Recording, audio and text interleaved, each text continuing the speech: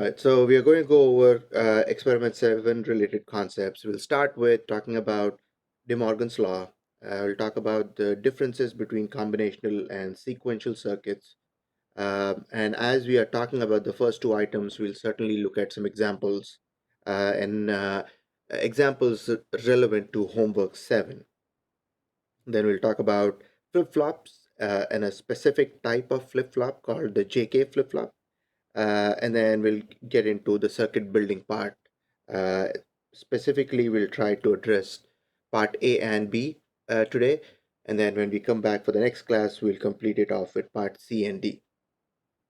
Those are the specific figures in the experiment 7 write-up, which detail, which provide the details of the circuit building component. All right, so let's start off with the first item on the list, De Morgan's law. De Morgan's law is generally written with respect to two variables. So let's say I have two variables, A and B. A and B are my binary variables. So they could either have a value of low or high, logic 0 or logic 1. And De Morgan's law has two versions. The first version says if you put an AND gate between A and B, so this is NAND, which is written as A NAND B, which is also the same as A and B, and you not the result.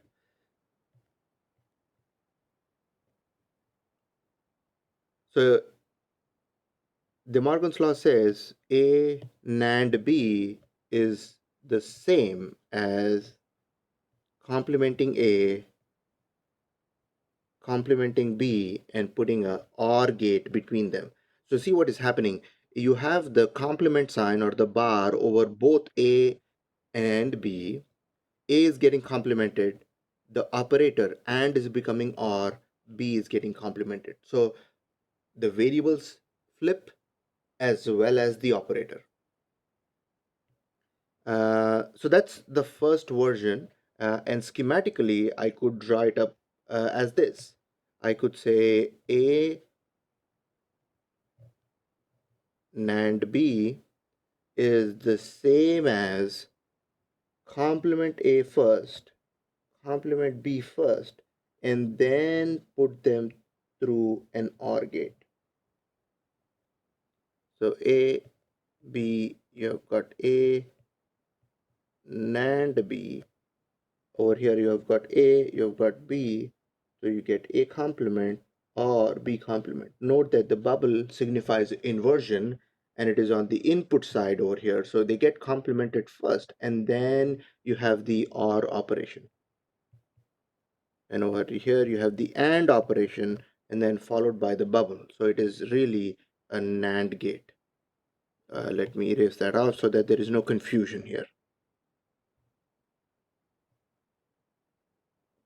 So that's the first version of De Morgan's law. The second version is sort of the other side of the coin.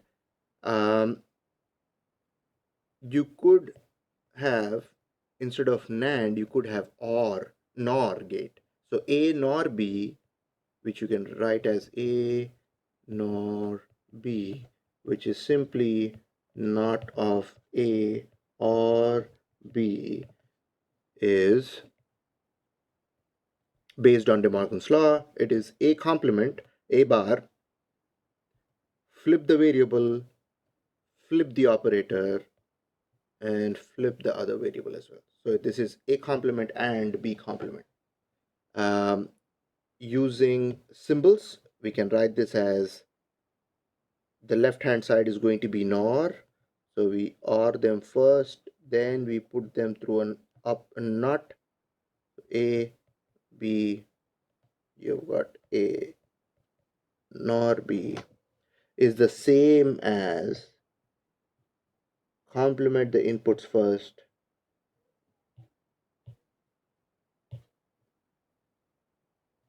then put them through an AND gate.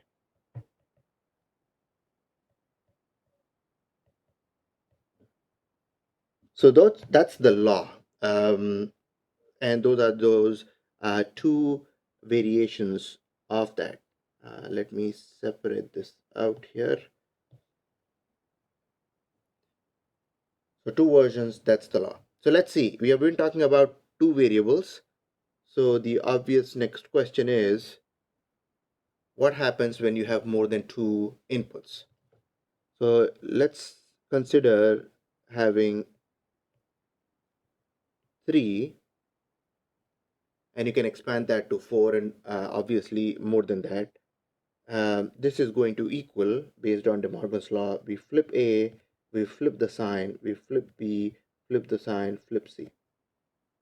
And in the other version, you could have that, which is equal to flip A, flip the sign, flip B, flip the sign, flip C. So you could have more than two inputs and still be able to uh, complement the binary variables and also complement the operator. So AND becomes OR becomes AND, 0 becomes 1 becomes a 0, A becomes a complement, and so on. Let's see. So that's about more than two inputs. Now, obviously, no claim is useful if without proving it. So let's try to prove this, and we can prove this in several different ways. The popular ones are using a truth table or using Venn diagrams. Uh,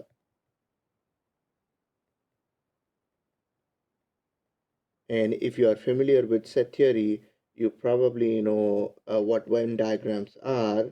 And Venn diagrams are specifically useful in the case of binary variables, because in Venn diagrams, you either shade some part or leave it unshaded, which is very useful because over here binary variables are 0 and 1. So we could use Venn diagrams and the concepts related to set theory and prove the De Morgan's law, for that matter, any identity. But I think truth table is going to be a little bit easier and more relevant for this class. So we'll take a look at a truth table here.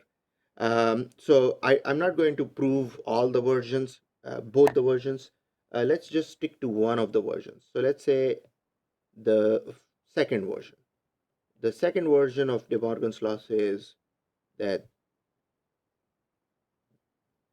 A nor B is the same as A complement and B complement. So if I want to prove this using a truth table, I need a few columns. So let's say I have a column for A and B.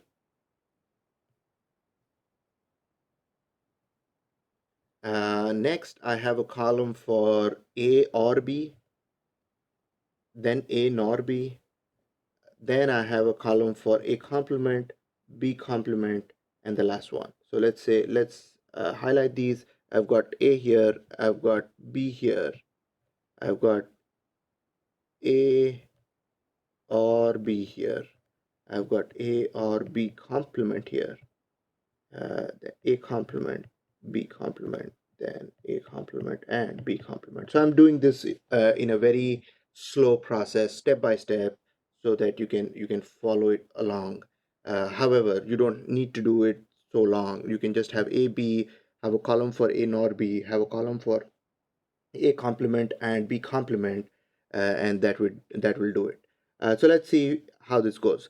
So because we have two binary variables, we are going to have four possibilities here, and I can start using that pattern we talked about in the previous lecture. The least significant, or in this case, the rightmost variable, which is B, alternates every time. So 0, 1, 0, 1, 0, 1, and so on. A would go two zeros, two ones, and so on. So that way, because we only have two inputs, we are going to have four possibilities, four unique possibilities. A or B, well, that is going to be 0 here. Any one is true, output is true.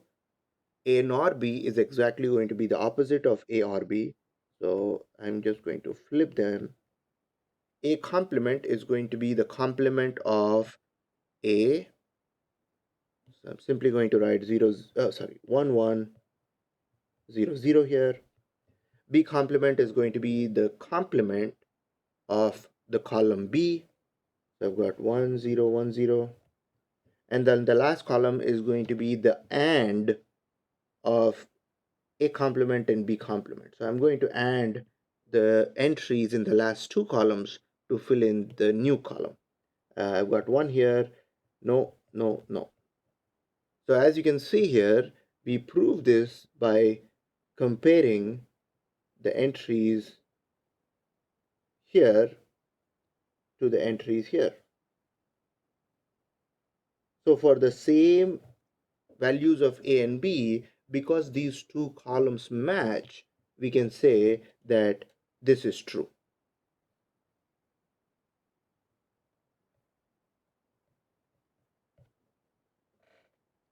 So that's our truth table way of proving things. And you could apply this approach to other identities as well. Okay, so let's continue and let's see what DeMorgan's law, um, by using DeMorgan's law, if we can answer what's this. The symbol that you see, there are two symbols on your screen, and let's see what the simplified version of the symbol is. So at the top, we have a NAND gate whose inputs are tied together. So X is an input binary variable which is going to both the inputs. So in this case, if I zoom in here, I've got X going in here and X going in the other input as well. So the question is, what is going to be the output? Well, the output, let's say it is Y. Y is going to equal X and X, and we have to do the bar because this is NAND. So both the inputs are the same. We are ANDing them first using the AND gate, and then we are flipping the output, which is the NOT. And we can simplify this because X and X is going to be X. How can I prove this? Well, you could have 0 and 0, which is 0, which is false, and false is false. True and true is true. So by using that, I can say binary variable X and X should result in X, the same binary variable. So by using that, I can say Y should simply be X complement. So this gate, in fact, is a NOT gate.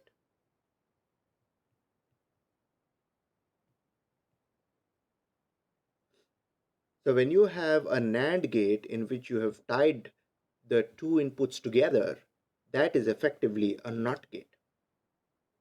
Now let's see if we can answer the next question. Very similar process. Here we have a NOR gate. Both the inputs are tied together and we are trying to see what is the output. So the output is going to be over here, the output is going to be Y or Y and complement because this is NOR. I need a simplification for Y or Y. I'm going to claim that it is Y because 0 or 0 is a 0, 1 or 1 is a 1, which means Y or Y should be a Y. And I can say this is Y complement, and as you can see again, Y went in, Y complement came out, which means that this is also a NOT gate. So whenever you have NAND and NOR gates in which both the inputs are tied together, it is effectively a NOT gate. All right, let's move on to a next example here. Um, the title is What Gate is This? So I've sketched up a simple logic network with some symbols, and these are all NAND gates. And my goal is to find out what gate this is. Um, so I'm going to start from to do this problem. I'm going to start all the way from the left and work my way all the way to the right. So I can say the output at this stage is going to be a complement. I've already seen that when you have a NAND gate in which you tie both the inputs together, it is effectively a NOT gate. So A becomes a complement, and similarly, B becomes B complement. So A complement and B complement are going into another NAND gate to get C. So to do this last step, let's see if I can write the expression, logic expression for C. So I'm going to say C is, I have one input as A complement, the other input is B complement, and between them I'm putting a AND gate first, and then I am complementing the entire result. So this should equal, I'm going to again use DeMorgan's law, and I'm going to treat this as one variable and this as the other variable. And in that case, I'm going to have A double complement, because A complement gets flipped, the AND becomes OR, and B complement gets flipped as well. Now, whenever you complement things twice, it works as a double negation. So double complement is going to be A, OR remains as is, that's going to be B. So this is, in fact, an OR gate.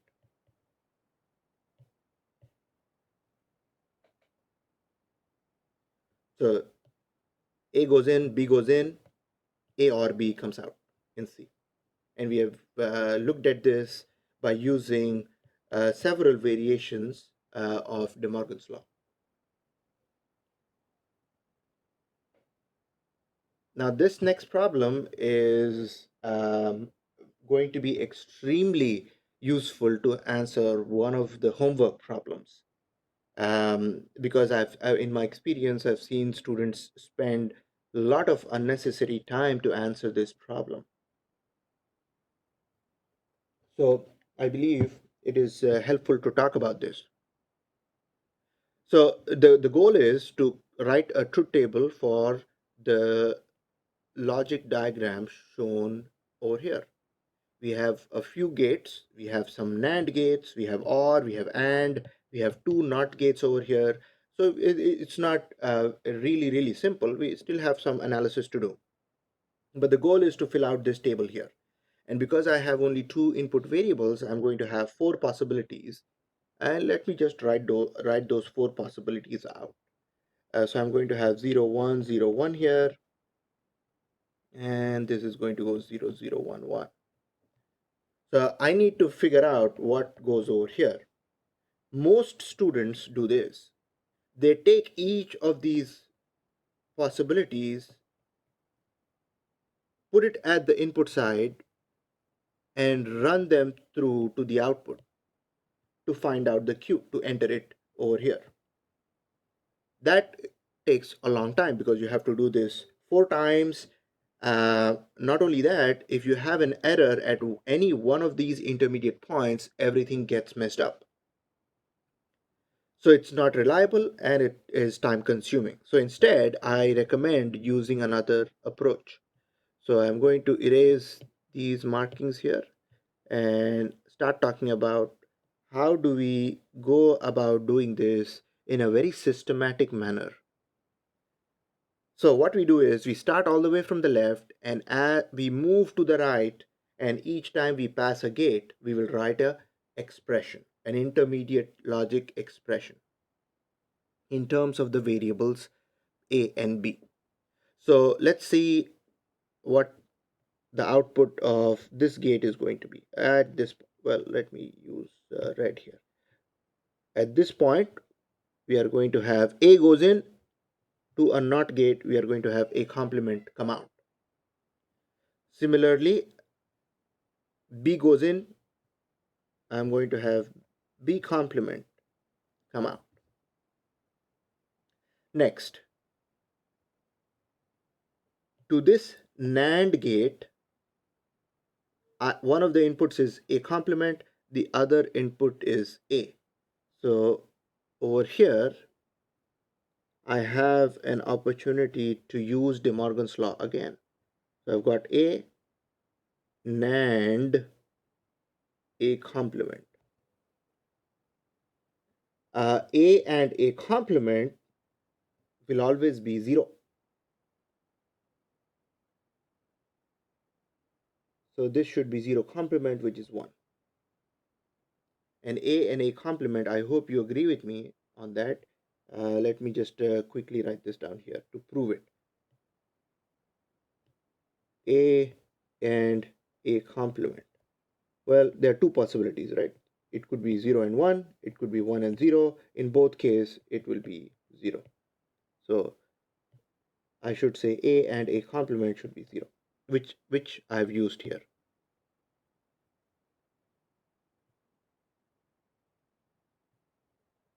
And then the bar remains as is, and I eventually get the complement of 0, which is a 1. So if I follow it down, I've got the input to the next gate, which is 1 here, so true at this point,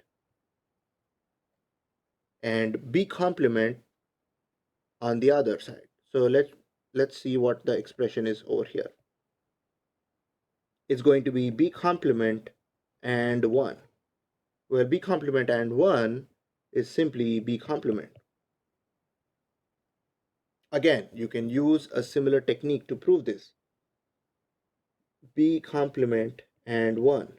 Well, two possibilities. It could either be when B is 0, you get that, which is going to be 1, and you could have, so when B was 0, right? This is when B equals 0.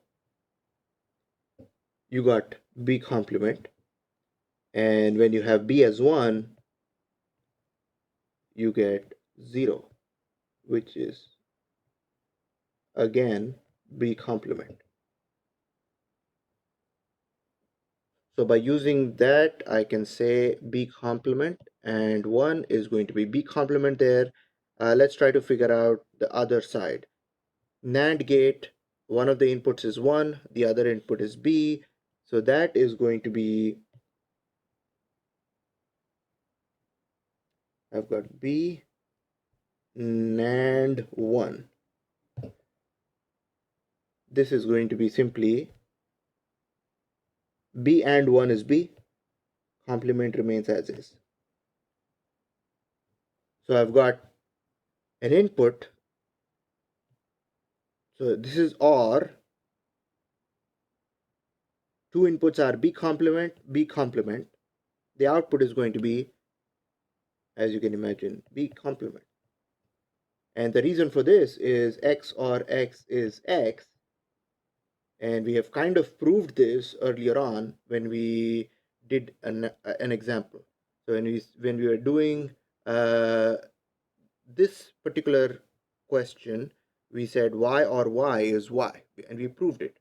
So for the same reason, if I go forward, X or X is X, which means B complement or B complement should be B complement. So that's all I need. I need B complement. So the output of this is B complement. Well, if my goal was to fill out a truth table and I knew the entries in A and B, B complement would simply be 1, 0, 1, and 0. It would be simply the opposite of the entries in the column B. So this is a more reliable approach. not many places where you could go wrong with flipping of a bit for a very minor error. um, but this is how you would work through this problem to find the truth table of a certain um, logic diagram. All right, the next thing we'll do is before I jump into the next one, let's take a moment here for some questions.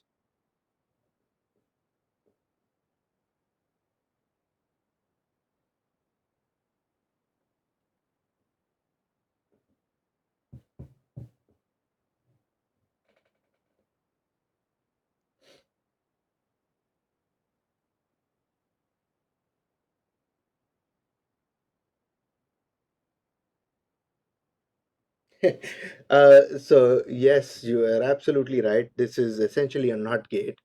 So this the we don't implement the NOT gate. So the question is, why am I using so many gates when all of this is just a NOT? Well, the answer to that is uh, we are not using so many gates to get a NOT. We are just working through a problem to understand different variations of certain gates. So the this gate was not constructed with the goal of making it to not. It just happens to be a not gate for B.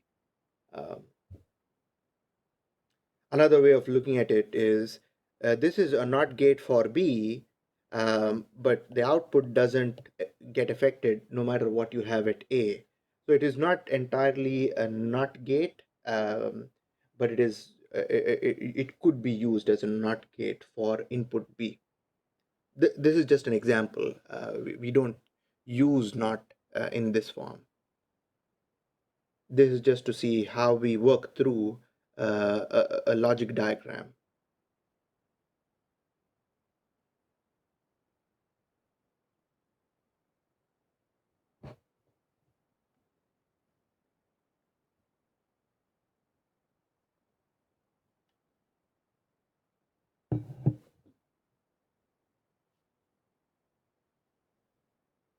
Okay.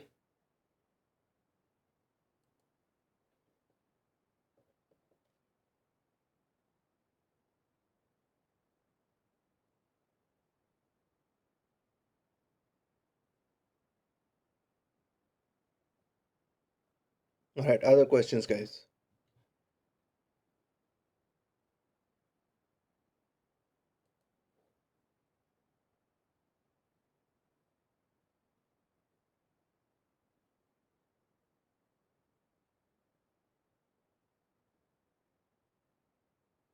Okay, let's move on. Um, you guys are able to hear me all right? Same as before, nothing has changed. Thank you. Um, one key aspect of the circuit that you have seen over here, and also the circuits that you have seen in the past, is this: things only move from left to right. You see, A goes to the right, to the right, to the right, to the right. Things are only moving in one direction. In other words, there is no feedback involved in any one of these circuits.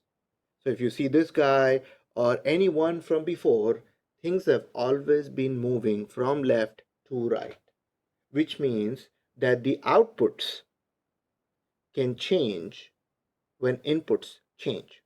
So the output Q depends on the current or the present inputs. That is a combinational circuit. So we'll next talk about the difference between combinational and sequential circuits. So combinational circuits are these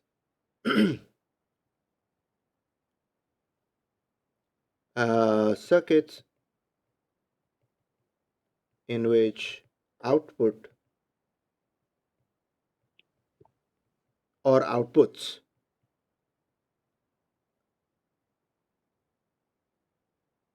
depend on combination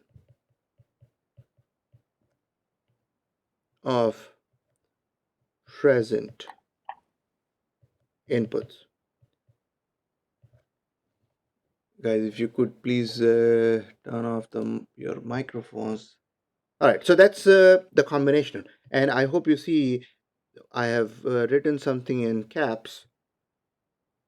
It depends on the combination of the present inputs. Hence the type of the circuits, which is combinational. Um, the light bulb example that we did was combinational. Um, when the state of the light bulb is controlled by the state of the switches at that moment.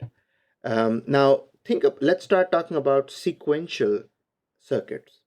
Now I want you guys to imagine, say, a combinational lock on a door. So, for example, several of the rooms that you might find on campus have a combinational lock.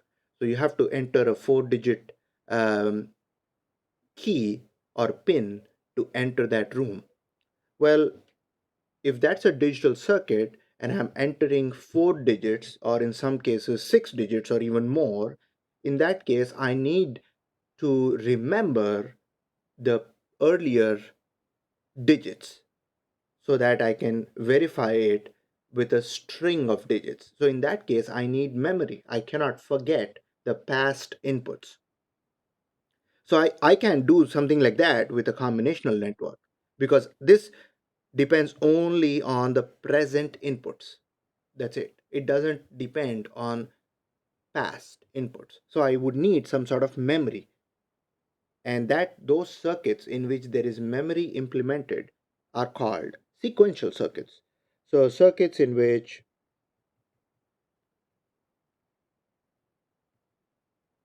output, or there might be more than one output, depend on sequence of past inputs. So the keyword here is sequence of past inputs, hence the name sequential. So as you can see, the very um, sort of a general way to describe them is there is memory here, there is no memory here.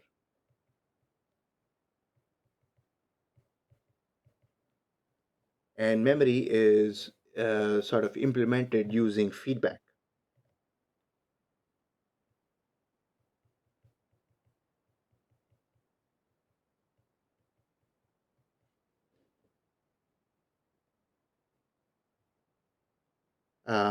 A good way to think about how feedback works um, in these circuits is by looking at a real world analogy.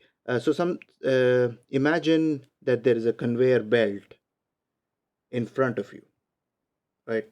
And it's moving, say, from left to right, and say we have a box right in front of us, and we are standing, say, right here, and we have a box in front of us, and our goal is to see this box, say, 1 second later, right? So we want to see this again or memorize it, but we want to see this again 1 second later.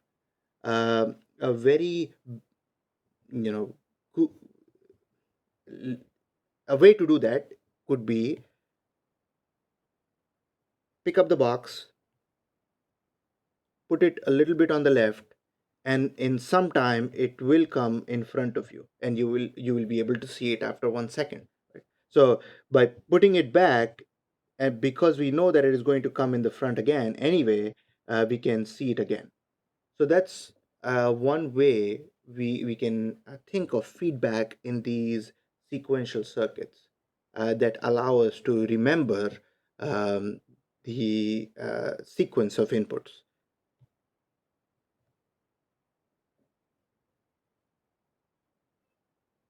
Now, before I get into all the nitty gritty details, let's talk about something that is relevant to this class. Um, for electronic instrumentation, we do not worry too much about how this feedback is implemented in circuits. So we don't look at all the details. However, I still want to give you guys some background in that, so you can appreciate how this works. But what is very important for this class is to look at the JK flip-flop itself, because we are going to need this in one of our experiments. So part B, we need this for part B of experiment 7. And JK flip-flop is again a sequential circuit. So sequential elements or sequential circuits could be latches, could be flip-flops, could be registers, uh, usually, and the list goes on. Uh, but what I wanted to point out is flip-flops belong to that category of sequential circuits, which means that there is memory involved in these circuits. So when you think about memorizing something in the context of binary variables, what what are some of the things that you might be interested in doing? Well, if you ask me, I would say I either want to store or memorize a zero, or I want to store a one. Right. So I have two bits, two binary digits. I have a zero, I have a one, logic zero and logic one. So I may be interested, and because I'm using flip flops, I'm trying to memorize things. Trying to build some uh, ability in circuits that allows me to store a bit of information. And if I can store one bit, and I can build more components and expand that. So I could be interested in storing a zero or storing a one. Well, if I want to store a 0 or store a 1, I also have to have the ability to make something 0 or make something 1. So make 0 and make 1.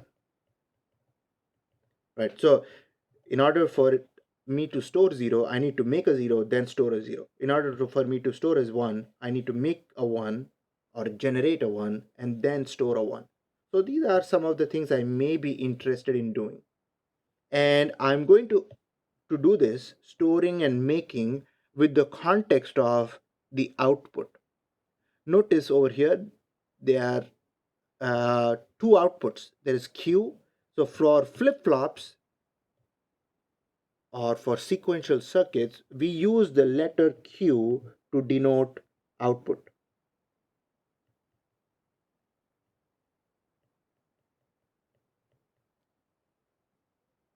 But over here we not only have Q, on pin 2 of this particular chip 74107, we also have Q bar.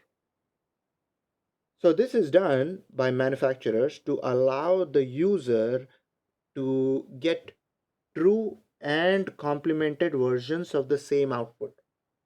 So even if you have Q, you can quickly verify by using Q bar. So both true form and the complemented version of the output are available for the user to use. So Q complement also is an output, but it is the complemented version of Q. So if you know Q, you know Q complement.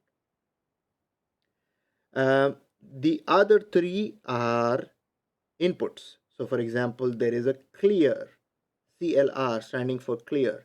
There is a J and a K, and there is a clock, CLK.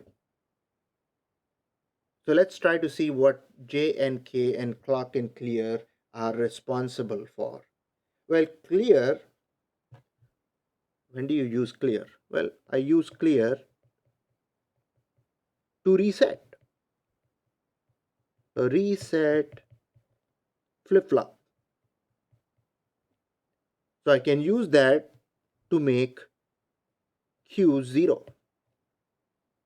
So if I can use this pin number 13, no matter what the other three inputs are, I can use pin number 13 to clear the flip-flop, which means I can make Q0. And consequently, that makes Q complement 1. So I can use that clear to do that. Now notice how it is written. Q and Q complement were written as that when you had the true output, there was no bubble there and there was no bar sign over there.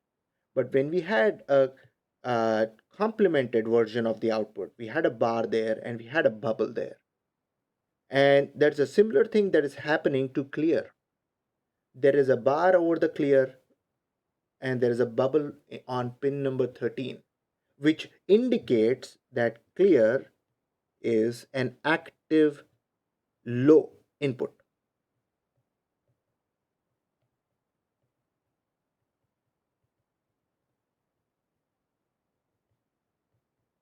Now, what is active low? Well, simply we activate clear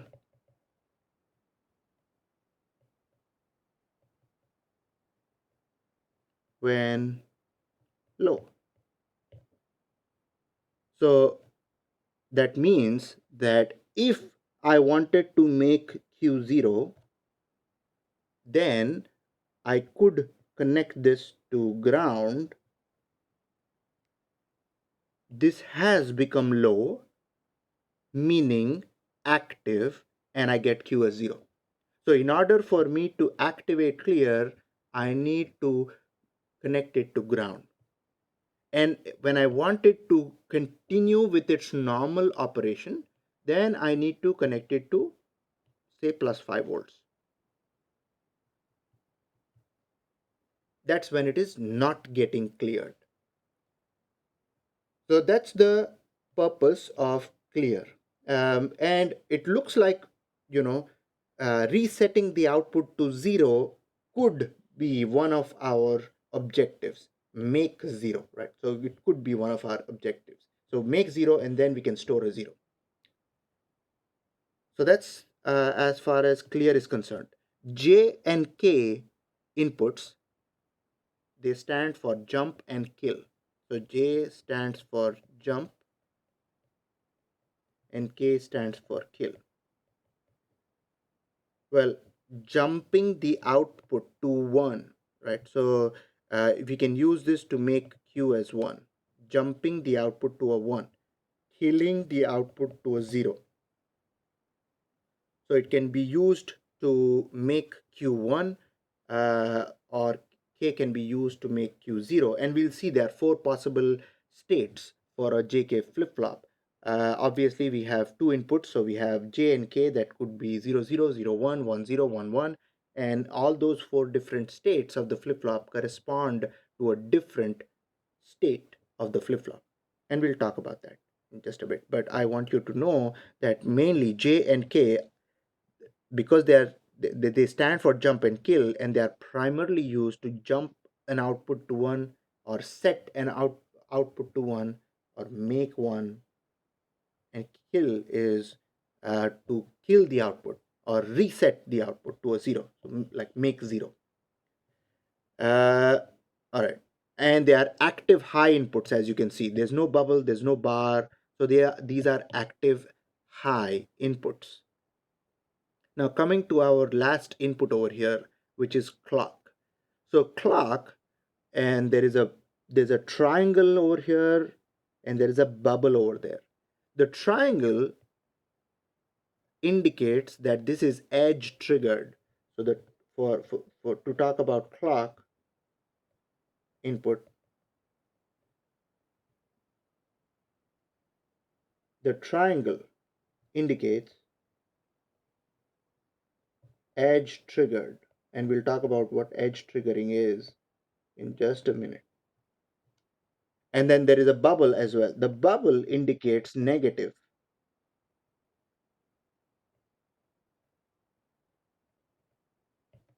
So this essentially is a negative edge triggered. or falling edge triggered flip flop.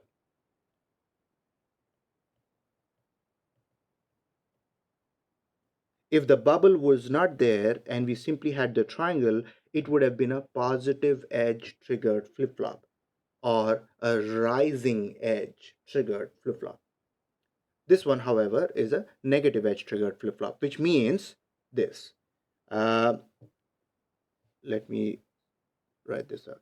Negative edge triggered flip flop means that the output can change just after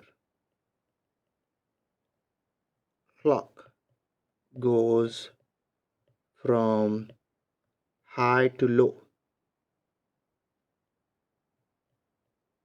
So the only time the output on pin number 3 and pin number 2 can change is soon after, just the propagation delay of this chip, soon after the clock input goes from high to low.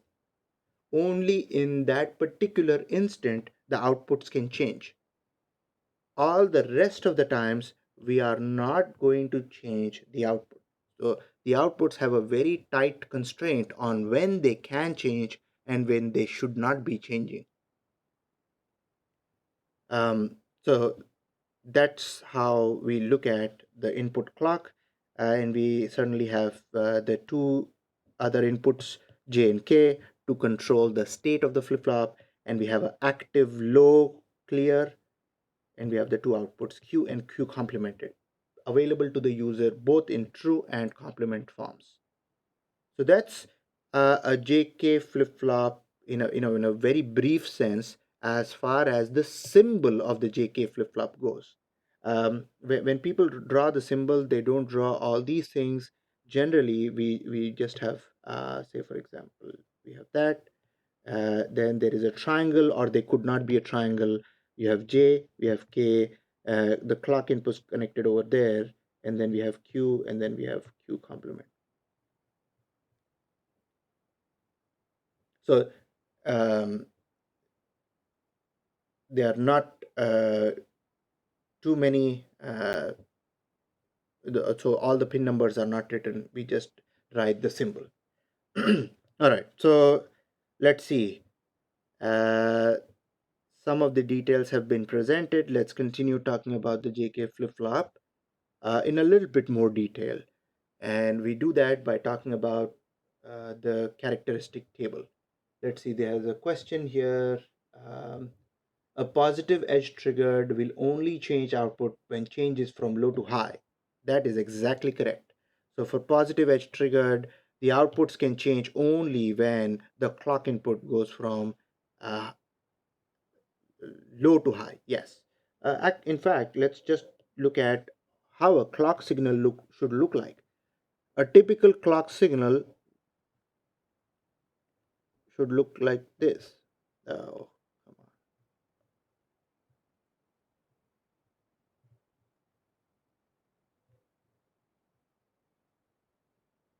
And so on.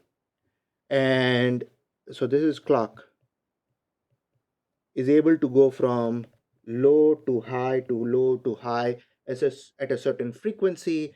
The x-axis is time, by the way,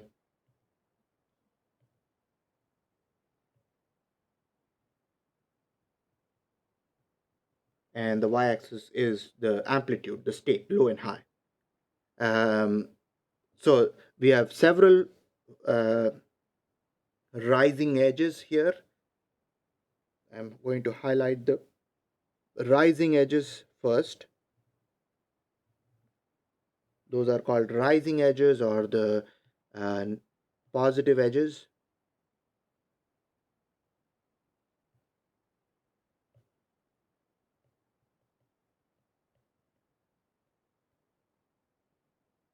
or rising edges. And we can also look at the negative edges or the falling edges.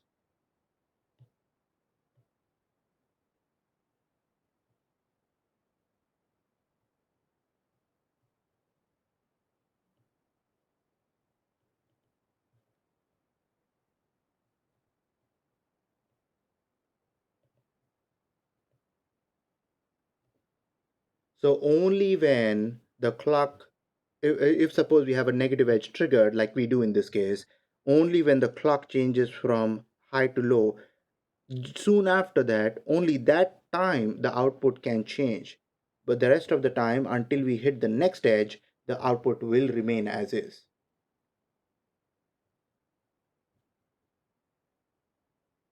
All right. Next, let's look at the characteristic table. Characteristic table is for sequential circuits, what truth table is for combinational circuits.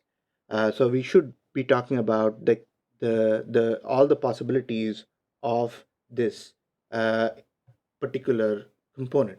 So we have JK flip-flops, two inputs in terms of J and K. The others are also inputs. There is a clock input, there's a clear input, but we control the state of this by using J and K. So let's see if we can detail its J, K, and let's have three. So I have J here, K here. Let's see if I can monitor the state of the clock here. Um, Actually, I can also, well, let's not do this. Let's just have Q here. And we can also have Q complement. So if I look at this, because J and K are two inputs, I will have four possibilities. 0, 1, 0, 1, two zeros, two ones. And things can only change if say, suppose the this is negative edge triggered. I'm assuming that this is negative edge triggered. So it gets triggered when it sees a negative edge on the clock. So J and K, when they are 0, 0, and when we have a negative edge on the clock, negative edge on the clock, negative edge on the clock, negative edge on the clock, then let's try to write the output Q and Q complement.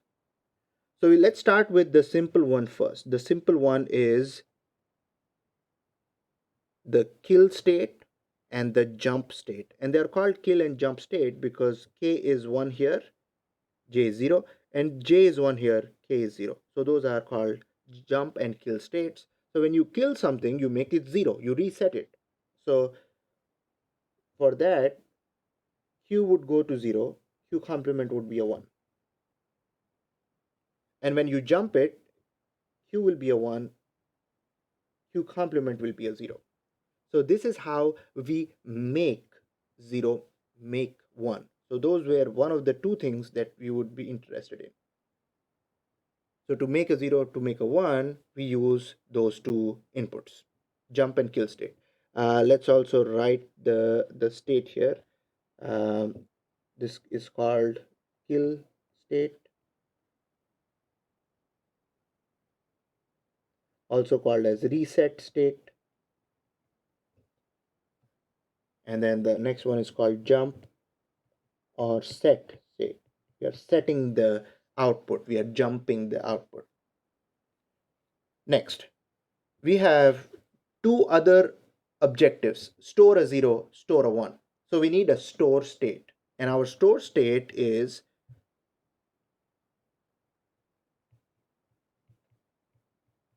the 0, 0 state. So whenever J is 0, K is 0, and we see a negative clock edge, then there is no change in the outputs Q or Q complement.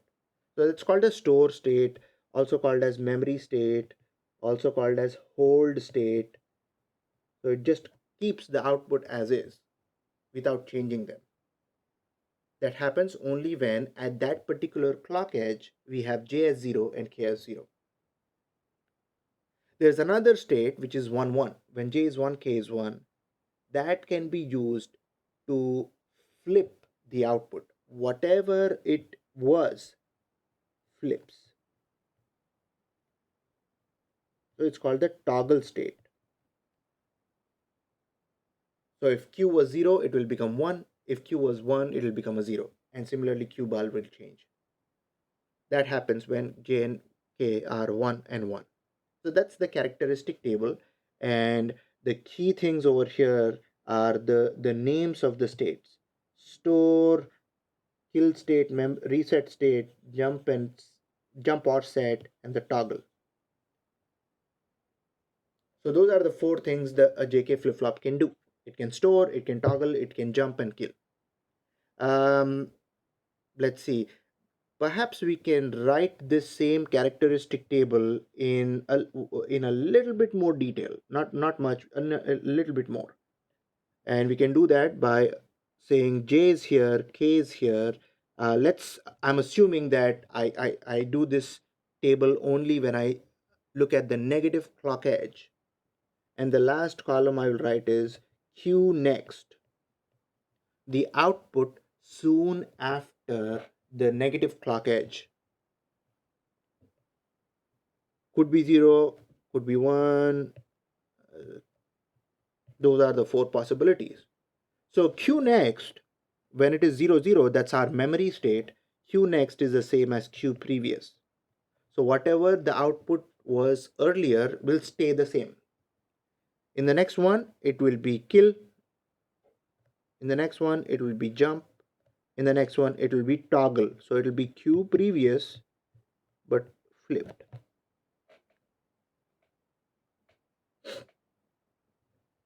All right, so that completes our discussion on a brief discussion on JK flip flop. Uh, it is 9 o'clock right now. Um, I want to spend some time giving you guys some background in what goes inside this particular chip, because I find it very interesting to observe that. How is feedback implemented in flip flops? How does it how do we know it's storing a zero? It's very interesting. So I want to give you guys a little bit background of what is inside the chip. Perhaps not today, but maybe on Thursday or the following Monday, depending on how the time goes and how how I'm able to manage the time. But for now, I think that is sufficient in terms of part A and part B of experiment 7. So let's take a quick 5-minute break. I will set up my circuit board so let's see, what's the time? 9:04. Let's come back at 9:10. So come back at 9:10. We'll continue with the last part over here, which is the circuit building for part A and B. Stopping the recorder.